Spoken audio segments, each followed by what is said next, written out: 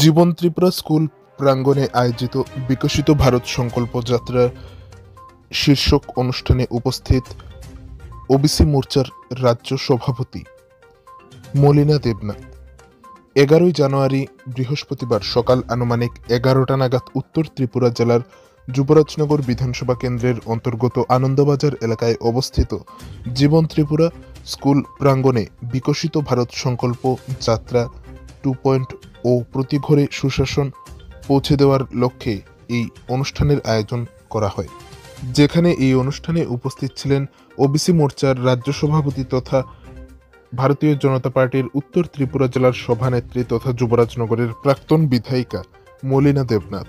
এছাড়াও উপস্থিত ছিলেন যুবরাজনগর আরডি ব্লকের চেয়ারপারসন শ্রীপদ দাস সহ অন্যান্য অতিথিরা।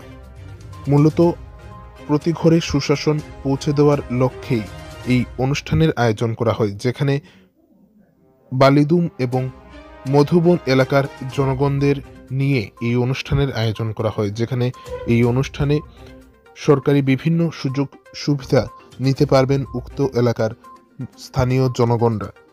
আমাদের সরকারি দপ্তরের আধিকারিকরা এবং আমার এই দুটো গ্রামের যে জনসাধারণ আছেন যারা আজকে এই ক্যাম্প থেকে সুবিধা নিতে এসেছেন, আপনাদের সকলকে অনেক অনেক শুভেচ্ছা, নমস্কার, অভিনন্দন জ্ঞাপন করছি। আমাদের এই যে প্রোগ্রামের মাধ্যমে আমাদের অনেকগুলো কাজ কিন্তু অল্প সময়ের মধ্যে হয়ে যাচ্ছে। ব্লক ভিত্তিক প্রোগ্রাম হয়েছে এবং এখন এডিসি যে ভিলেজগুলো আছে সেই ভিলেজগুলোর মানুষও যাতে প্রশাসনিক সুবিধাকে একেবারে নিজের কাছে পেতে পারে, তারই জন্য কিন্তু আজকের এই প্রোগ্রাম। আমি অত্যন্ত আনন্দিত যে এখানে 4 থেকে শুরু করে আমাদের আয়ুষ্মান ভারত কার্ড হচ্ছে, এখানে আমাদের আধার কার্ড আপডেট হচ্ছে, রেশন কার্ডের কাজ হচ্ছে এবং বিভিন্ন দপ্তর এখানে এসছেন যে আপনাদের যে অসুবিধাগুলো আছে সেই অসুবিধাগুলোকে আমরা খুব সহজেই যাতে কাজ করে নিতে পারি, সেই জন্য দপ্তরের সমস্ত আধিকারিককে আপনাদের এই ক্যাম্পে বসিয়ে দিয়েছেন। তো তার যে সুযোগ, সেই সুযোগটা কিন্তু আমাদের সাধারণ মানুষকে নিতে হবে।